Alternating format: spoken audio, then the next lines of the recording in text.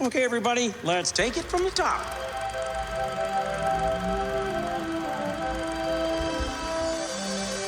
To all who come to this happy place, welcome.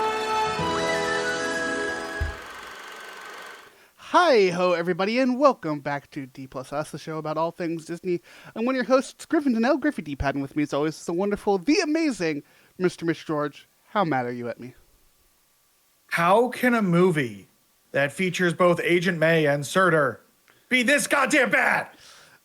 This is gonna be such a fun episode. I got to torture Mitch this week, but when I get to break Mitch's soul a little bit on an episode, I don't like to do that alone. So of course we brought a guest along.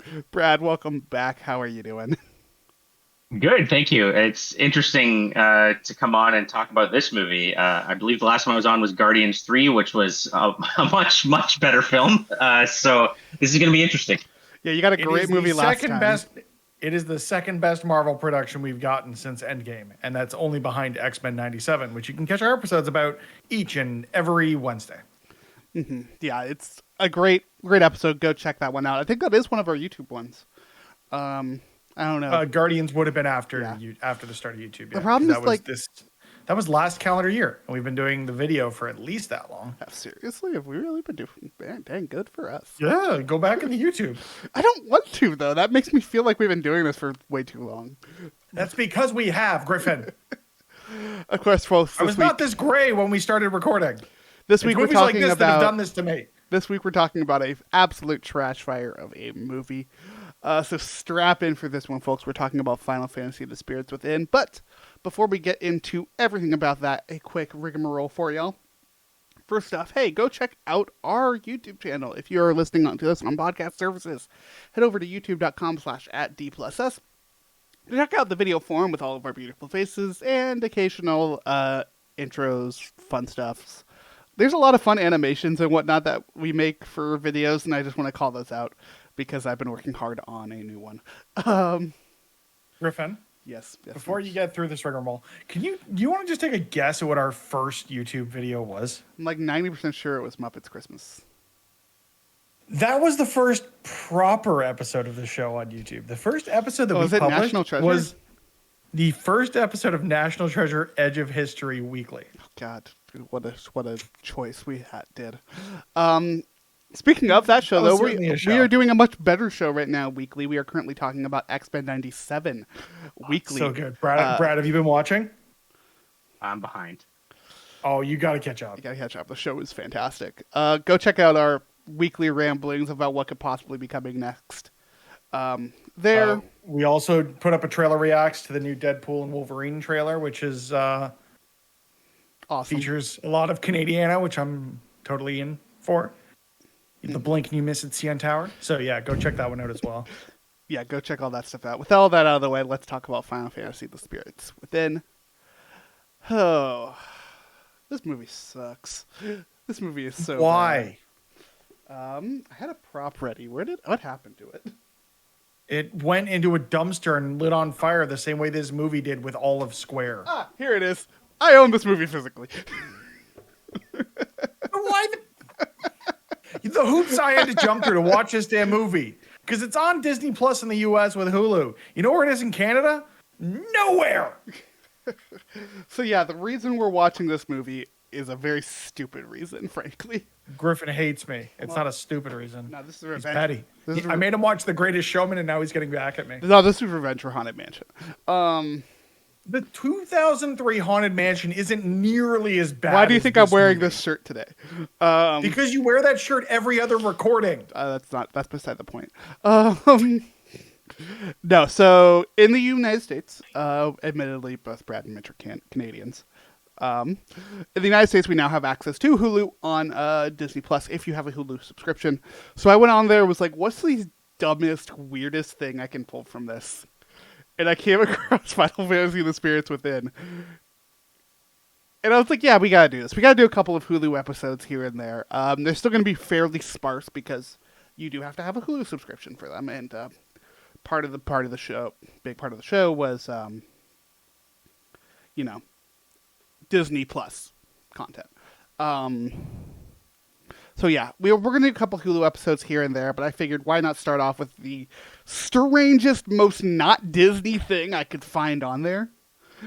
And that's what led us to this shit show. So with that, Brad, I assume you've seen this movie before? Yes. Okay, we'll come to you, but I want to hear what Mitch's first impressions were sitting down and being forced to watch this movie. Why? That's it. Why was this movie made? Why are we watching this? Or just why? Why? Why, Griffin? Oh, did I cause an existential crisis? Pretty much. This is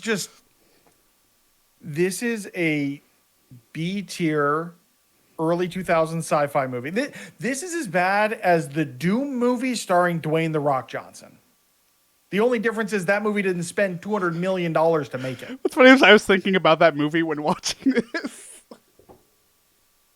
At times it was more entertaining. At least they did something that was like the video game. They went first person. Why is this even a Final Fantasy movie? It's ghost fucking alien things. Admittedly, this was the time with this is that weird time where Final Fantasy was like really futuristic for a little bit. But this isn't even that. This is like this feels more like the Final Fantasy VII motif of just like steampunk post-apocalypse. Like, oh, everything's kind of shitty. Like, nothing about this is entertaining. Nothing about this is redeeming. The fact it has the cast that it does, like Donald Sutherland, Ming-Na Wen, Ving Rhames, Keith David. There are a lot of Steve Buscemi. I can't like forget Baldwin. Steve Buscemi, or Griffin might disown me. It's insane the amount of talent they put behind this thing. It just feels like this weird like culture clash almost between a Japanese film studio trying to make an American film. Because this was written and produced as an American film. It wasn't Japanese first and they dubbed it over everything. This was an American production. Mm-hmm. And it didn't work. Yeah, so context for this movie. This movie was directed by Hironobu Sakaguchi, who is the creator of Final Fantasy, arguably one of the greatest video game franchises ever. We are big fans of Final Fantasy here. I see Brad's t-shirt. It is fantastic, and I wish I got it, but they were sold out. Like, Hironobu Sakaguchi is fantastic, but when I think of Square Enix, or when I think of Final Fantasy, his name is not the first name I think of. He is absolutely the father of Final Fantasy and deserves that role. But his stories are always a little weird, to say the least. Sometimes a little basic, as much as you could be in the early video game days. So to see him have this weird ass story here, it's like, okay, I'm happy that this was a movie and not a mainline Final Fantasy game. But yeah, you said it, like the cast of this one is wild. You mentioned all of the people, but like, yeah, starring Ming-Na Wen, and Alec Baldwin, like two people that have no reason that they should be in this horrible movie. The couple of other things I want to hit out before we really dive into this, and we talked more about Brad's opinions, is the actual facts of this one. Releasing originally July 11th, 2001, when Square Enix wasn't even existing yet. This was before a very famous video game merger between Squaresoft and Enix something.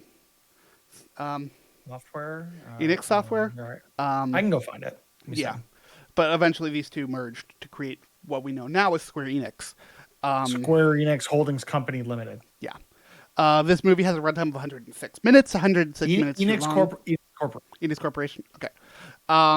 This movie had a budget of $137 million with a box office of 85.1. It was a ridiculous flop. And it's still, it still had its accolades and whatnot. Like, it looked gorgeous for 2001. Frankly, it does still look pretty good. But yeah, this movie I think the nicest thing I can say about this movie is that it looks like a video game cutscene. And to say that now in the year 2024, when this movie came out more than 2 decades ago, is an accolade to the technology that went into making, animating, and rendering this film. Yeah, I do think the actual like the physical creation of this film is really cool to me. Like these are all numbers pulled off of Wikipedia, so take it or leave it. But according to this, the film consists of 141,964 frames, with each frame taking an average of 90 minutes to render. Ultimately coming out to about 15 terabytes of artwork for this movie. And like, you can see it. The movie does look good. That doesn't sound a lot in today's, supercomputer age. 20 years ago, 15 terabytes. Like, I remember the first hard drive my parents got for like expandable hard drive for our computer and like our personal family PC to save tax refunds and family photos was like 20 gigs. And that would have been around the same time as this, right? So it just kind of shows you the scale of what they were producing at the time. Yeah, it is something. So yeah, Brad, what was it like going back to this one? Oh, and I'll just add on to the point of the technology being really impressive for the time. It was the first movie to fully like use motion capture too at the time. Like we kind of take that for granted now. Like obviously, one of the early pioneering movies in that front, was Lord of the Rings with Gollum, and then we got the Apes movies and Avatar. But to its credit, this movie was actually like one of the first one to really do it on that scale. So that's something pretty impressive there too. But yeah, I'm Final Fantasy is my favorite series of all time. So I come into this with a lot of baggage, and I go out of it. It's not a good movie. With even more. I watched it many years ago, but I didn't remember anything about it. And then I just watched it a few days ago, and I still feel like I don't remember much about it. It's just a very kind of bland movie. To Mitch's point, why is it a Final Fantasy? Like literally the only direct thing is they have a character named Sid, and it's not even spelled the correct way. Sid is traditionally CID in the Final Fantasy series. He's Dr. Sid, SID. Voiced by Donald Sutherland, which is pretty cool. But yeah, that's really the only direct parallel, because Final Fantasy games, it's an anthology, but there's always like little elements that kind of unite them, like character names and creatures and stuff like musical motifs and stuff like that. But that's literally the only thing. The only other things I thought of that are Yeah. like kind of similar, and even that is pushing it, is like using the term Gaia for the spirits and using that Gaia as Earth. Because this was made after the success of Final Fantasy VII, where the world was going to be the world Final Fantasy VII is called Gaia. That's the only thing I see that connects this to Final Fantasy at all. And that's that's honestly one of my big problems with it. From a fan's perspective, is just that it does the one interesting thing it does is the whole sort of Gaia hypothesis theory. The whole idea of the planet's sort of a life form in and of itself, and when you die, your spirit kind of joins it. But yeah, like you said, Final Fantasy VII did that 4 years earlier. That original concept was Sakaguchi's before other people fleshed it out in 7. So it's not even original in that sense. They did it better in that game because they had 30 hours to flesh it out, and here it's an hour and 45-minute movie. So for me, it just kind of felt derivative in that sense. But even removing it, the fan angle, this is just a really bland movie. Like later on in the movie, when characters die, it's like, oh, I couldn't care less. Like I felt completely cold. Like I don't remember any of their names. I just like, oh, you're Steve Buscemi, you're Roz from Frasier, you're all these. You're Keith David, like that. You're James Woods, like that's all I remember them for. I only remember Aki Ross because it's a pretty a nice name, and he named her after his mother, which was a nice little Easter egg there. But Sakaguchi did. But yeah, it's just such a boring. It feels like a very, like you said, sort of B movie, sci-fi, C movie, even. Not a lot to it. The whole behind the scenes of this movie is fascinating. Like anytime I was trying to remember. Yeah, like anytime I'm trying to remember any character's name, it's like, okay, that's Agent May, or it's Mulan, or it's that dude from Mission Impossible from the van. I was like, never doing that much. That was just like Soldier A, Soldier B, Soldier C. Like it was. Well, because most of them don't even have faces.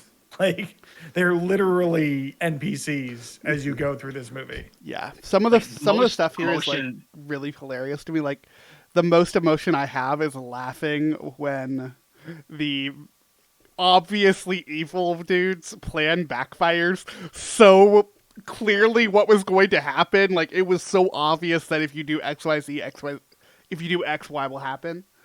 You He's mean like, Hades? sure. Like And- it was so clear Yeah, that but- like, yeah, guess what? If you you take away the thing of stopping the bad guys are gonna show up. Like, no shit. Yeah, I had the most emotion I had was the major. I think his name was Elliot, just because I looked it up after the fact. He's voiced by Matt McKenzie, who voiced Orin in Final Fantasy X and Kingdom Hearts 2. So I'm like, oh, yo, I like that character. That's the only time I popped off, and it's just because it reminded me of something far better than the actual movie. So, yeah. Yeah, I think the big thing this is like that we're talking about here is like, I felt nothing watching this movie. It's a nothing movie. It's Like it's a great way to describe it. you can see it going for those emotional hits, and it's possible that they could have hit at some point if there was more there. Like it feels like Square hadn't really learned yet. They eventually ended up making Final Fantasy VII's movie, and that movie's not terrible. It's not great, but it's not bad. Why couldn't we have watched that instead? Because it's not on Hulu. Oh, that would do it. But you can tell like they hadn't really figured out the emotional beats that they wanted to hit. They knew what they wanted to do, but they didn't know how to make the emotion hit. And because the emotion's just never there. I never cared about these characters. I never cared about them saving Earth, frankly. And some of the stuff was cool. Starting it in space and like all the space stuff was cool. Having a giant evil laser was frankly boring as shit, but watching it blow up was awesome. Like, Yeah. Even just like evil ghosts. Sure, we watch movies about evil ghosts all the time. Look at the 2003 seminal classic Haunted Mansion. fuck right? you. I hate you. No, music's not bad, something about this is it has the same sort of vibe as a lot of early 2000s adaptations, right? You look at a lot of these, like, let's look at Marvel, for example, right? You had arguably the best of the bunch being the first Spider-Man movie. Like those movies worked. This was They did roughly a around lot the of time things that that were Ghost kind Rider of weird. came out, right? Ghost Rider, Ben Affleck's Daredevil came out in 2003. I mean, you look at the first X-Men movie and you've got all these characters in black leather suits. And you get a one-off joke from Cyclops being like, well, would you rather be wearing yellow spandex? And we just all popped off watching Wolverine walk out in yellow spandex in that trailer. So like, The more I think about that, please, that's this what is we wanted. completely unrelated to the show, but the more I think about Wolverine's costume, the less I like it in the Deadpool trailer. I wish it had the shoulder pads more. Well, I'm realizing we've it. seen. My issue is more of a MCU in general issue than it is with this issue. But that's a whole nother conversation. I'm not going to make us go into We'll it. talk about that when the movie comes out in July. Yeah, something with this movie I want to shout out though is the music. The music's actually not bad. It does follow the classic standard of Final Fantasy music. The music is good at the very least. Final Fantasy music typically ends up being great though. But I particularly want to shout out Elliot Goldenthal, who does the music for this, purely because he just does he does the music for one of my other favorite movies, Across the Universe. That's all. That's really just why I want to shout him out. Other than that, it's fairly basic Final Fantasy music as far as it goes. Yeah. One of the many disappointments in this is just like everything could have been better. Everything could have been more cohesive. The story's stupid, if we're really being honest here. Like I like it. I like the idea of Gaia. That it's a very Final Fantasy one, and I think it's a important message of, hey, yeah, everything has a place and whatnot. But Yeah, I don't think they gave themselves enough credit and tried too hard to make this film that could stand on its own and not have, like, when you attach the baggage of something with as much history, even at the time of something like Final Fantasy, there's a certain expectation that fans and newcomers to the series are going to have of like, oh, is this my gateway into this thing that my kid brother's been talking about for the last 15 years, whatever it might be. And by trying to cater to an audience that wasn't their core audience, they kind of just left everyone disappointed. At least that's the sense I get watching this now 20 years later. And maybe that wasn't the case at the time, but that's just the sense I get from it now as a newer Final Fantasy fan, because I've only ever beaten 2 Final Fantasy games in my long career, because Griffin likes to remind me that I'm old. And that's 7 Remake and 16. what's funny is So- you do it to yourself more than I do at this point. Yeah, I know. Yeah, Trust me, I it's mean- only going to get worse. And to that point, you know, part of the problem as well is there's a book. Well, it was actually a feature originally on Polygon, the oral history of Final Fantasy VII, and I bought it. I kickstarted and got like a book form of it. It's a really great journalistic read, but they have a whole chapter on Spirits Within, because that came out right after, and they really unpacked a lot of what went wrong with that movie, and part of it, like, the co-director of the movie, because Sakaguchi is credited as the main director, but the co-director is Motonori Sakakibara. I hope I'm getting that right. But he gets into all of the different things that went wrong. Like, first of all, like, they went to Hawaii, and Sakaguchi's reasoning for that, for the film studio going to Hawaii, is because, oh, it'll bring us closer to the U.S. It's kind of in between the U.S. and Japan. But the real reason is he just wanted to go to Hawaii. And then when they were there, they weren't taking advantage of local tax credits. Like, they were just importing staff from Japan to work on the movie. And lawyers were even saying, like, if you hire local staff, like if you even hire like Hawaiian janitors, you'll get tax credits and save millions of dollars. And they didn't do that. So obviously the budget's ballooning and they're not taking advantage of tax credits. You know, one of the editors on the movie was talking about how the fact that, you know, like Pixar, only a few years later, you know, a few years earlier, they made that studio in 10 years. Like, they built a film studio pipeline to make movies in 10 years. Square Pictures, they did it in 2, right? So it's like, these are game makers who don't know anything about movies, making a movie studio in 2 years. And then they're also taking the kind of structure of games and trying to apply it to movies, where Sakaguchi kind of had creative control over everything to some degree. Like, he was sort of the man in charge with even the Final Fantasy games he didn't directly work on. He was like kind of a supervisor, kind of like Miyamoto in that sense, in a lot of ways, kind of overseeing everything in some capacity. And so they kind of applied that to the movies, where he comes in from that and he's just kind of overseeing everything without sort of really having any kind of anybody to sort of kind of rein him in or, you know, collaborate with him. Like, even again, like, the games that he's best known for were deep collaborations. Like Final Fantasy VI, he came up with the story in part, but he didn't direct that game. Final Fantasy IX, he came up with the story, but he didn't direct that game. 7, he came up with the story, didn't direct that game. So you kind of see that pattern where he's got a lot of good ideas, maybe sort of like a George Lucas, but, you know, he kind of needs people to kind of help him flesh them out. But when he's kind of given a movie, he's out of his depth. He's the only one kind of Definitively, fleshing it out. like, when it comes to games, he is a director. He has you can have the initial idea, but when it comes to games, in particular, games are such a collaborative process that so many people go into making a single video game, especially Final Fantasy.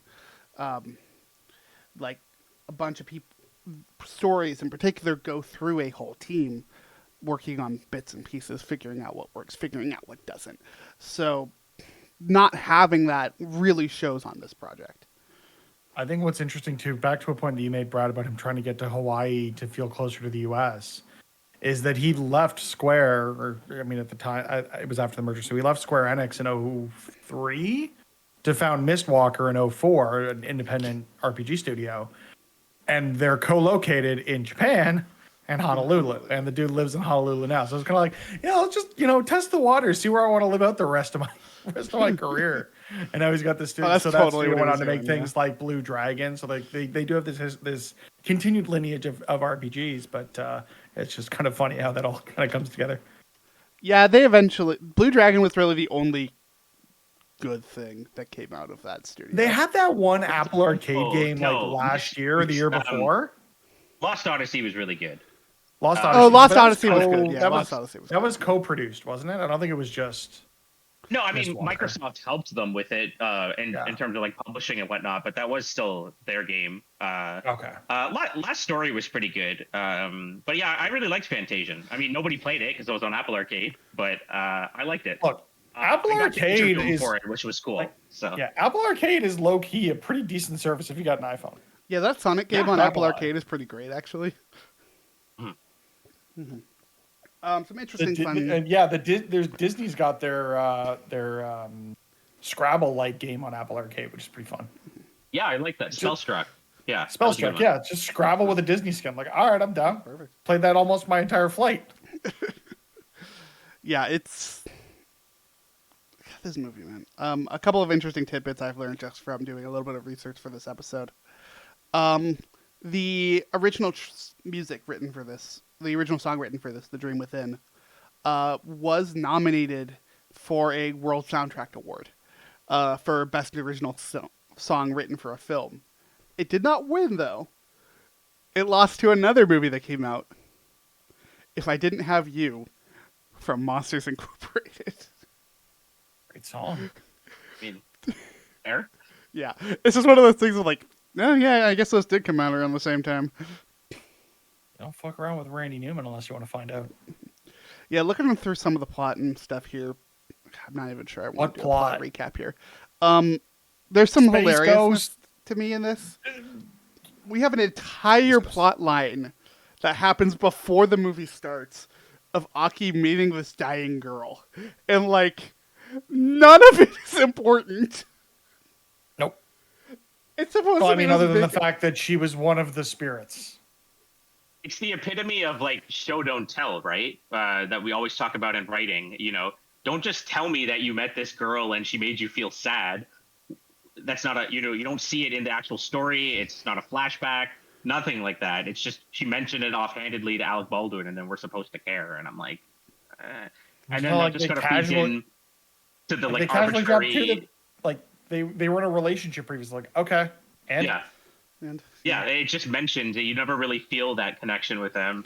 And then like the arbitrary sort of there's 8 spirits that are kind of MacGuffins, and they're just kind of random animals or objects, and it's kind of like a weird pre-Harry Potter Horcrux thing, just kind of arbitrary items. But at least those kind of had significance to Voldemort.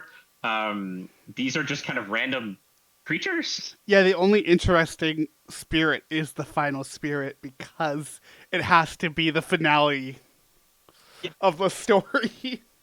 it's not even interesting at that point because they've already collected half the MacGuffins by the time the movie starts. Like, it feels kind of all over the place, and it definitely does feel like something that was written for video games that was then reworked into a movie because you can think, oh yeah, we got these 8 MacGuffins, you've got these flashback sequences that they just didn't have the budget for because they'd already gone way over budget on this 145-minute movie or hour 45-minute. 140 Yeah, it's God, that would've interesting. been- More often than not, lately, I've been saying it looks like a video game as a compliment. Especially with like the Marvels when we talked about their combat scenes, like it feels like watching a video game cutscene. Because video Which game was inspired by Advent actual Children in Advent part. Children, yeah, really Which bringing is everything amazing. full circle. But like a lot of this stuff has vastly improved over here. So going back and thinking that is from the lens of this was released in 2001, this feels like a video game in a bad way. It feels like there is something that's supposed to be in between some of these scenes to give you that reprieve, to give you that agency. There's at one point, I forget what they're actually doing, but like Alec Baldwin says something on the lines of "Let's go," and I totally felt like the fade to black, bring it up, get control of your character again moment within like 2/3 into this movie, and it was like the 4th or 5th time I'd felt that. It feels like a YouTube compilation of video game cutscenes. When their like city is under siege, and then the Steve Buscemi and the other people have to like kind of fix the array or whatever, that felt like that was like the 3rd act. And then I realized, oh, there's still like 35 minutes left of this movie, and they have to go to the planet with the 8th spirit and all of that. And I'm like, This movie still has so much more left. That wasn't 35 minutes. That was halfway through the movie. There was still another half of the movie after that. And none of it mattered. The fact that this is the second best Steve Buscemi voiceover role from the year 2001, and I can get that narrow with it, just goes to show you that this movie is as forgettable as it is. What was Monsters Inc. 2001? Yeah, that's what you're Yeah. saying, right? Yeah. Okay. Yeah, so much of this. Full circle. We should have done that movie instead. It's a way better movie. Nah, I wanted to torture. And the torture I got to I do. know. Unfortunately, I realized I also tortured myself in the process. This movie's very bad. Obviously, we Yes. do not recommend this movie. Please don't watch this. I try to think of. I any- expect this to have the least number of views of any video we ever put out ever. And if it's any more than that, I'm going to be really disappointed. Yeah, if this gets any views, if you're listening to this or watching this right now, I'm Thank disappointed. you. Thank you, but I'm disappointed in you.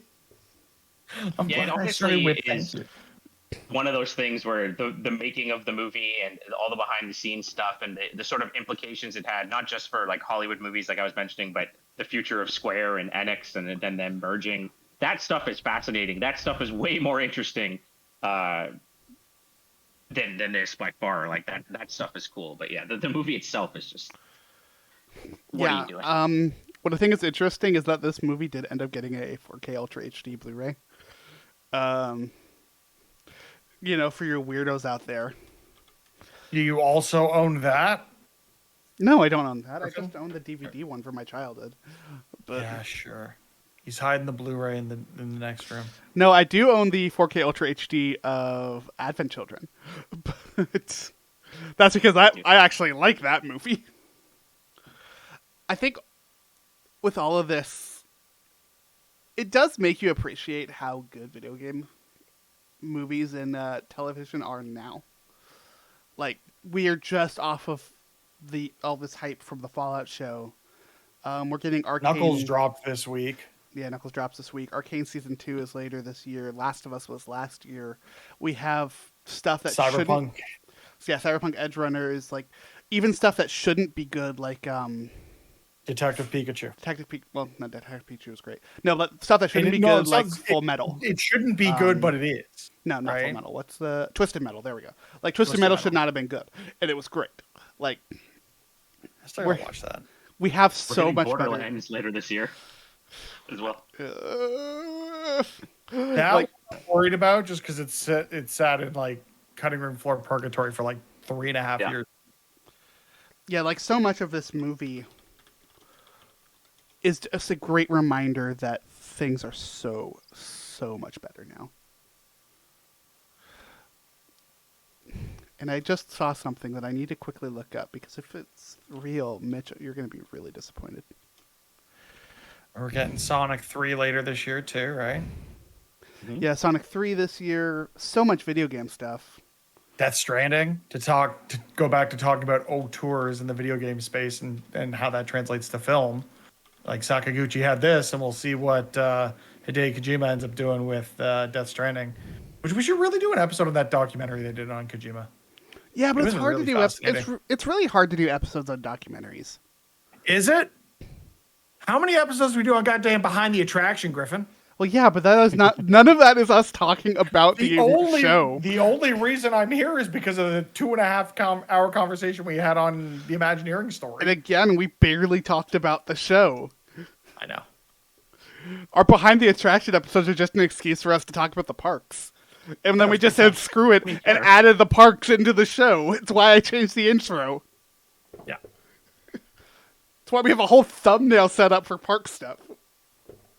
We've done episodes that were just about park strips. That's true. And we will do And more. investor updates and more. So keep tuned I don't- in and hit subscribe and all that jazz. Yeah, Hey, honestly, I I went to our tech website and re-reviewed pizza the other day, so you know, you do you. I get it. Look, that Timmy's Pizza looks terrible. All right. I read the article. It doesn't And that look story good. did so well. That story did so well. want to quickly before I refuse to do a plot recap for this.